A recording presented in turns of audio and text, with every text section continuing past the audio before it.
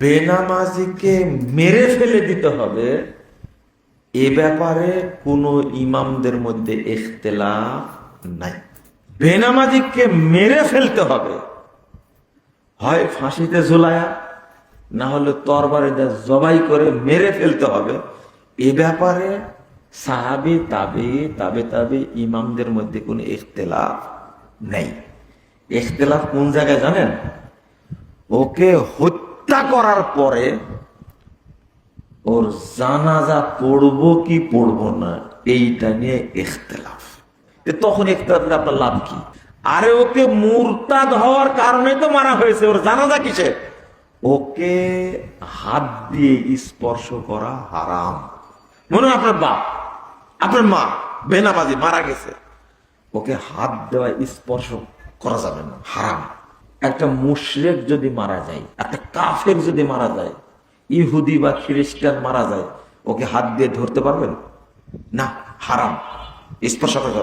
আরে বুঝেননি মনে হয়, ওকে স্পর্শ করার সাথে সাথে আপনি অপবিত্র হয়ে যাবেন, ধরাই যাবে না। কি করবেন? ওকে কুকুর মারা গেলে কি করেন? পায়ে দড়ি বেঁধে ছেঁচড়ে নিয়ে যান। কোথায় দাফন করেন? দূরে জঙ্গলে, যেখানে আবাদ দিনের হয় না, আবাদ পানি হয় না, ওই জায়গায় দাফন করেন। এ তো কুকুরের চেয়েও খারাপ। এতক্ষণ ধরে ওনার যেসব কথাবার্তা শুনলাম, তা থেকে আমরা যেটা বুঝতে পারলাম বা উনি আমাদেরকে যেটা বোঝানোর বা শেখানোর চেষ্টা করতেছেন, সেটা হইতেছে যে কোনো ব্যক্তি যদি নামাজ না পড়ে তাহলে তাকে হত্যা করা বৈধ, তাকে হত্যা করা যাবে এবং তার জানাজাও পড়া যাবে না, তাকে ছুঁয়েও দেখা যাবে না। আমি শুধু এখানে দুইটা কথাই বলতে চাই। এক হচ্ছে, আপনি অনেক মানুষ দেখবেন যারা ইসলামকে প্রচুর ভয় পায়, ইসলাম সম্পর্কে তাদের কোনো সঠিক ধারণা নাই, তারা ইসলামের বিভিন্ন বিষয়ে অনেক উদ্ভট ভয়ানক ধারণা পোষণ করে। এবং আমি মনে করি এই ধারণাগুলো মূলত এরা এই জাতীয় ফালতু মিথ্যুক খারেজি টাইপের যেসব বক্তারা আছে তাদের কাছ থেকেই পেয়ে থাকে। এবং এদের এসব বক্তব্য বা ওয়াজ শুনে মানুষ ইসলামের কাছে আসবে তো দূরে থাক, সে আরও দূরে সরে যায়। কেননা সে ভাবতে শুরু করে যে আমি ইসলাম গ্রহণ করি নাই তাই তো ভালো আছি, আমি এখন জীবিত আছি। আমি যদি ইসলাম গ্রহণ করি আর যদি বাই চান্স আমার দ্বারা নামাজ মিস হয়ে যায়, তাহলে তো আমাকে হত্যা করা বৈধ। আর এরা যদি কখনো আমার চান্সে পায়, সুযোগে পায়, তাহলে তো আমার মেরে ফেলবে, তাহলে আমার তো জীবনটাই আমি হারাইলাম। সুতরাং ইসলাম না গ্রহণ করাটাই আমার জন্য বেটার, অ্যাটলিস্ট জানাতে বাসলাম।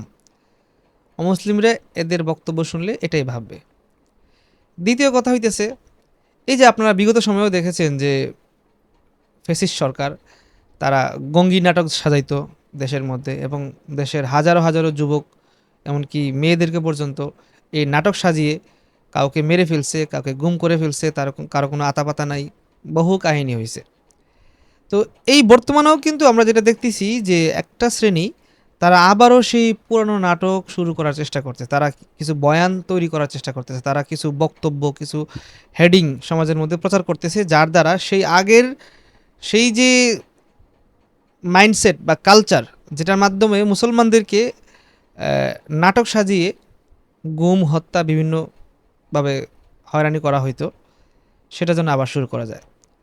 তো কেমন যেন মনে হইল এই যে পায়তারা, এই পায়তারার মধ্যে উনি আর একটু ঘি ঢেলে দিলেন, যেন ওনাদের আরও সহজ হয় ইসলামের বিরুদ্ধে, মুসলমানদের বিরুদ্ধে, এবং ওই নাটকটা সাজাইতে খুব ওনারা যেন আরও সহজে এটা করতে পারে। কেননা ওনারা চাইলেই এই বক্তব্যটাকে সামনে নিয়ে দেখাইতে পারেন যে ইসলামিক বিশিষ্ট স্কলার তিনি বলেছেন যে কেউ যদি নামাজ না পড়ে তাহলেই তাকে মেরে ফেলা বৈধ, তাকে মেরে ফেলতে হবে, এবং তাকে মেরে ফেলার ব্যাপারে সালাফদের কোনো মতানৈক্য নাই।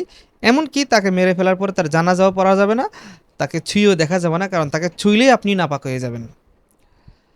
সিম্পল কথা। এই কথাগুলোকে কোট করে তারা প্রচার করবে, আর ব্যাস একটা নেগেটিভ দাঁড় হয়ে যাবে, এবং ইসলামোফোবিয়া যেটা আছে সেটা আরও বড় আকারে ধারণ করার একটা সুযোগ তৈরি হবে। এভাবেই তারা ইসলামের ক্ষতি করবে। তো অ্যাকচুয়ালি তারা তো ইসলামের শত্রু হিসাবে ইসলামের ক্ষতি করার সবসময় একটা চেষ্টায় থাকে, সেটা তো আছে, সেটাকে আমি বড় কিছু মনে করব না। বরং আমার কাছে বড় সমস্যা হচ্ছে এই জাতীয় মিথ্যুক, জাহেল, ফালতু, খারেজি বক্তা।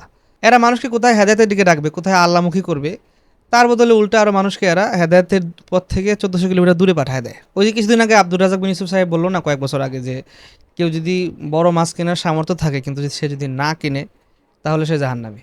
আর যদি কারো বড় মাছ কেনার সামর্থ্য নাই তারপরেও সে মাছটা কিনে, তাহলে সেও জাহান্নামী। এখন এই কথা শুনে কে ইসলামের প্রতি আকৃষ্ট হবে? মানে আমি একটা মাছ কেনার কারণে বা না কেনার কারণে আমি জাহান্নামী হয়ে যেতেছি, এই কথা শুনলে, এই কথা ভাবলে ইসলামের দিকে আসবে তো দূরে থাক, সে তো ইসলাম থেকে আরও 1400 কিলোমিটার দূরে দূরে পালাবে। এটাই স্বাভাবিক। তো ওনারা আসলে মনে হয় একটা মিশনে আছে, মুসলমানদের মধ্যে ফিতনা লাগানোর একটা বড় মিশন। তারপরে হচ্ছে মানুষকে উল্টাপাল্টা তথ্য দিয়ে উল্টাপাল্টা ফতুয়াবাজি করে একটা বিভ্রান্ত পরিবেশ তৈরি করা, যাতে করে মানুষ এক তো হচ্ছে বিভ্রান্ত হবে, ইসলাম থেকে দূরে সরে যাবে কাছে আসা আর বদলে, আর অপরদিকে যারা ইসলামের শত্রু আছে তারা একটা সুযোগ পাবে এই বক্তব্যগুলোকে কাজে লাগিয়ে ইসলামের বিরুদ্ধে কিছু না কিছু একটা করার। এই যে বিষয়টা, এই বিষয়টাকে ইমাম আবু হানিফা রাহিমাহুল্লাহ খুবই সিম্পলভাবে সহজে বুঝিয়ে দিয়েছেন, এবং পরবর্তী সালাফরাও এই বিষয়টাকে একেবারে সহজে বুঝিয়ে দিয়েছেন। এই যে নামাজ, নামাজ এটা কি? এটা কি আমল নাকি ইমান? এটা একটা আমল, এটা ইমান না। আর ব্যক্তি মমিন হয় ইমান আনয়নের মাধ্যমে, আমলের মাধ্যমে না। কেউ যদি ইমান না আনয়ন করে নামাজ পড়া শুরু করে, সারাদিন নামাজ পড়লেও তার নামাজের কোনো ফায়দা হবে না। তাহলে ইমান একটা বিষয়, আমল আর একটা বিষয়। এখন কোনটা আসল? আমল আসল না ইমান আসল? ইমান আসল, অবশ্যই ইমান আসল। আপনি ইমানটাকে আপনার দেহের মাথার মতো করে কল্পনা করতে পারেন, আর আমলগুলোকে আপনি আপনার দেহের হাত পা অঙ্গ প্রত্যঙ্গের আরও যে শাখা প্রশাখা আছে এগুলো হিসেবে কল্পনা করতে পারেন। এখন কোনো ব্যক্তির হাত কাটা গেছে কোনো কারণে, আপনি কি ওই ব্যক্তিটাকে মৃত ব্যক্তি হিসেবে কল্পনা করবেন বা মৃত ব্যক্তি হিসেবে সাব্যস্ত করবেন? করবেন না। কিন্তু কোনো ব্যক্তির মাথা কাটা গেছে, তখন কি আপনি তাকে কোনোভাবে জীবিত হিসেবে কল্পনা করার সুযোগ আছে? সুযোগ নেই। তো বিষয়টা এভাবেই সিম্পল, যে ইমান সেটা কোনো গাছের মূলের মতো বা কোনো ব্যক্তির মাথার মতো, আর আমলগুলো হচ্ছে তার ডালপালা শাখা প্রশাখার মতো, হাত পা অঙ্গ প্রত্যঙ্গ এগুলোর মতো। যতক্ষণ পর্যন্ত গাছের মূল দাঁড়িয়ে আছে ততক্ষণ এটা গাছ, চাই গাছের ডালপালা যা কিছু আছে সব কেটে ফেলা হোক, এটা গাছ। কিন্তু যখনই গাছের গোড়া থেকে কেটে ফেলা হবে তখন সেটা আর গাছ না, শেষ, ওই গাছের মৃত্যু হয়ে গেছে।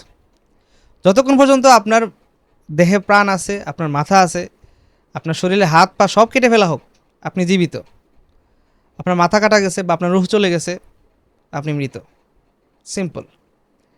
তো আমলকে ইমান বানিয়ে আমলের ত্রুটির কারণে কাউকে ইমান থেকে বের করে দেওয়া, এটা জঘন্য অপরাধ, এটা একটা খারেজি মানসিকতা, এবং নিঃসন্দেহে এরা খারেজি।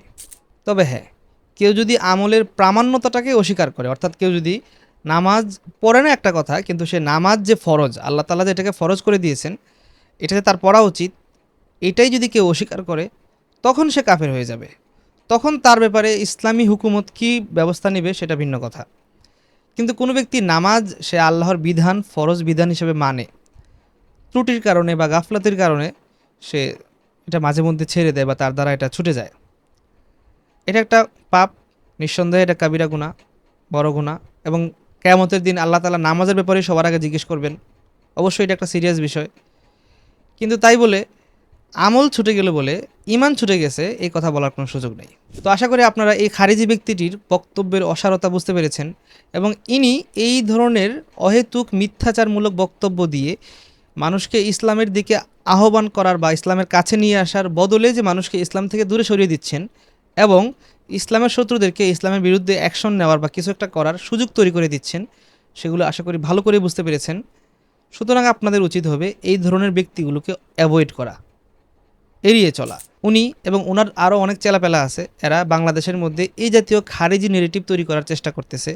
এদের বক্তব্যের মধ্যে উগ্রতা, হিংস্রতা, অ্যাগ্রেসিভ মুড পাবেনই পাবেন। উনি হয়তো আজকে দেখছেন নর্মাল মুডে কথা বলছেন, কিন্তু কথা নর্মাল মুডে বললেও কথাগুলো অ্যাগ্রেসিভ ছিল। আল্লাহ তাআলা আমাদেরকে এই ধরনের জাহেল ব্যক্তিদের থেকে হেফাজত করুক। আল্লাহ তাআলা যেন আমাদেরকে হেদায়েত দান করে, সেই দোয়া করার সাথে ভিডিওটি শেষ করতেছি। আসসালামু আলাইকুম রহমতুল্লাহ।